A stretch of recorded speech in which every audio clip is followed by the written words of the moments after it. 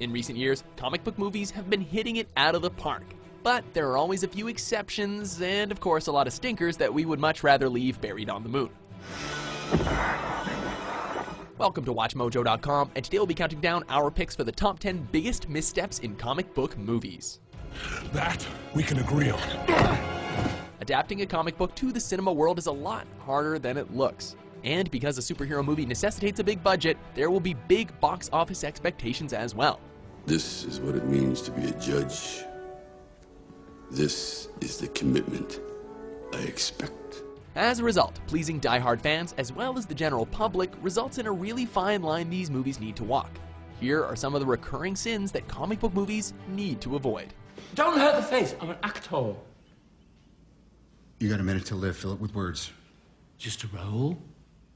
The Mandarin, see, it's not real. Number 10, overuse of foreshadowing. Sequel baiting. Alexei Sitsevich, currently serving a life sentence.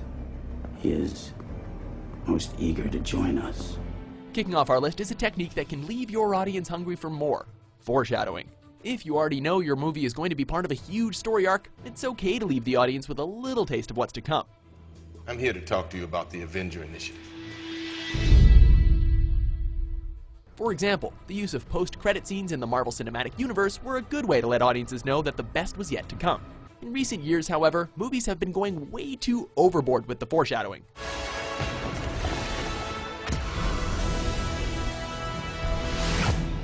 More and more, we're seeing movies that aren't really about the movie we're watching right now, but the one we are expected to come back for next year. Sometimes that movie never gets made, making the whole endeavor a big waste of time. Why would we need a name? Because we're a team now, and there's 4 of us, so we should come up with a name for it. Like the Human Torch and the Torchettes. Number 9, shoehorning in characters for no reason.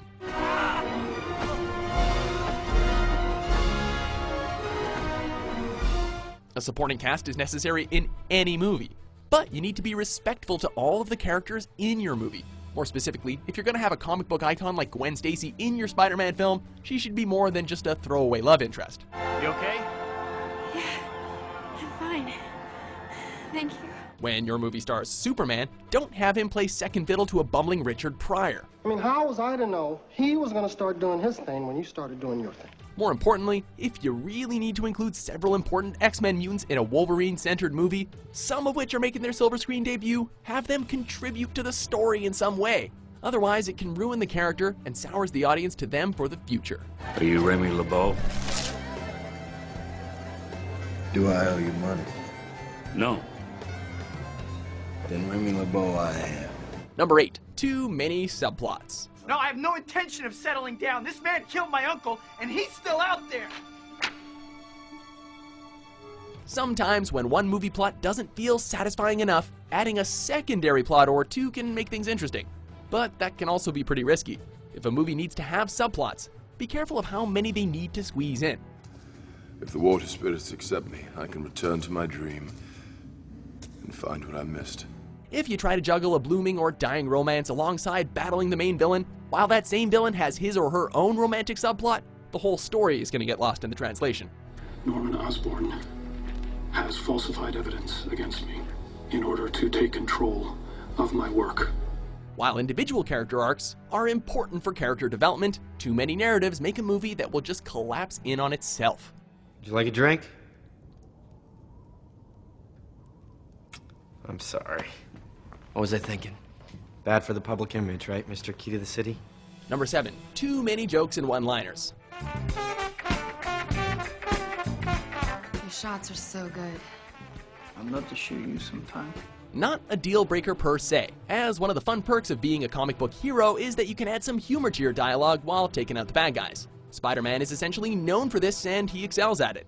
Just let me go. Is that a knife? Is that a real knife? Yes, it's a real knife. My weakness, it's small knives. Just let me go. Anything but knives! But if your hero is established as a serious and professional, or the situation is dire and desperate, a joke can spoil the whole mood for a scene.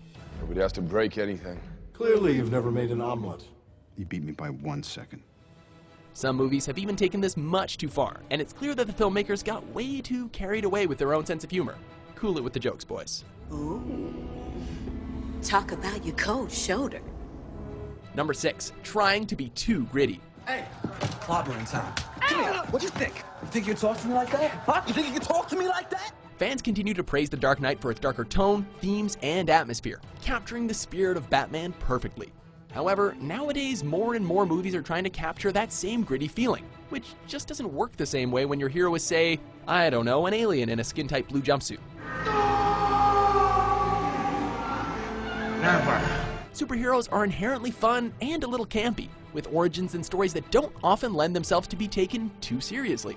Yet, some studios insist on trying to make it work and refuse to learn their lesson. They're sending Johnny into the field. You mean he's sending himself into the field? The only way to stop him is to cure him. Number 5, awful casting. I knew they'd do that. No doubt one crucial element to any successful blockbuster is the casting. So, if you're looking for the right actor to play your leading hero or villain, going with the big name isn't always the right call. You are so beautiful. Of course, names attract a crowd, but if he or she doesn't fit the part, you end up with a good actor in a crappy movie. I knew you'd say that. Hey, wait a second. What are you doing? Grenade. It's not unheard of for big-name actors to phone in their roles, so casting someone who actually wants to be there is very important. Even if the movie turns out to be awesome, a miscast role doesn't do anyone any favors. Our enemies are your enemies, Nick. Disorder, war. Just a matter of time before a dirty bomb goes off in Moscow or an EMP fries Chicago. Number 4, favoring CGI over practical effects. And please don't make the supersuit green or animated. CGI is necessary for most comic book movies. We get it, but in some cases it just goes way too far. When it comes to creating fantastical sci-fi scenery and monstrous green creatures smashing the hell out of everything, CGI is probably necessary. Smash.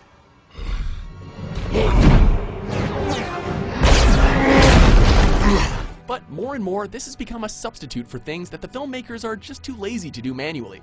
The result is a movie that can end up becoming a bit of a joke. Not bad, huh? You're a superhero. Speaking of costumes, why did they drop the claw props in the original X-Men films and replace them with silly-looking computer-generated claws? Look at this shit, what is that? Number 3, rebooting too early, rehashing origin stories.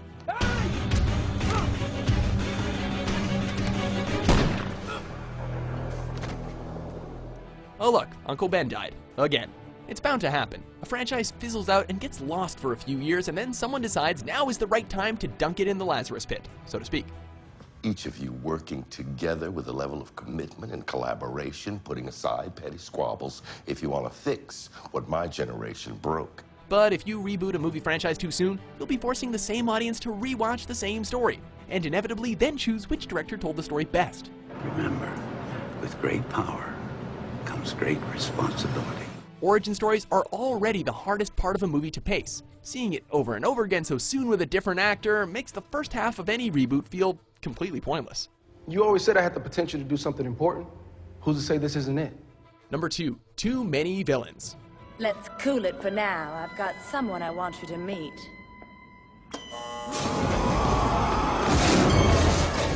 One of the best and most important parts of any superhero story is the villain.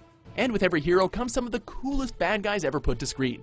You complete me. You're garbage. You kills for money. However, no matter how awesome the villain, there's no need to cram so many into one film.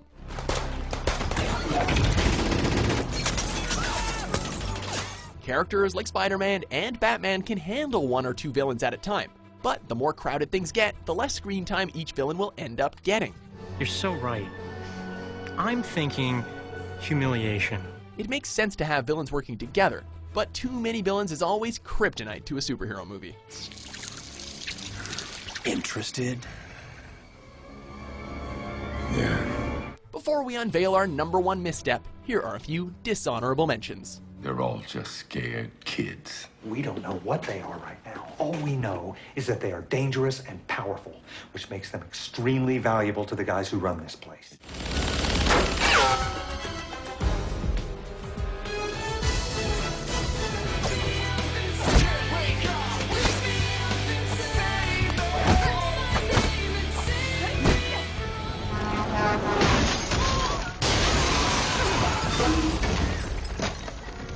I am smarter than you.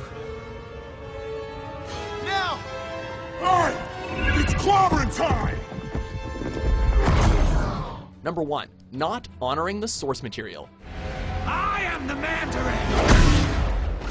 Why bother making an adaptation of something if you're just gonna ignore your inspiration? The best part of any comic book film is capturing the spirit and feeling of the original comics. So study more than just the character names, please. Wait. You don't have to do this. Alright, maybe you do. Anti-heroes in particular are something that comic book movies tend to struggle with. Whether it's everyone's favorite merc with a mouth getting his mouth sewn shut, or DC's lead femme fatale becoming a nonsensical, well, we don't even know what she becomes in 2004's Catwoman. Catwomen are not contained by the rules of society. At least with the former, the studio seems to have learned their lesson. This guy's got the right idea. He wore the brown pants. Daddy needs to express some rage. Do you agree with our list? That's why we risked so much to save you. What do you think is a comic book movie's greatest weakness? For more super critical top 10s published every day, be sure to subscribe to WatchMojo.com. Well, I'm totally over, all right? Positively. Me too, definitely. Great stems, though. Buds, too. Yeah, those are nice.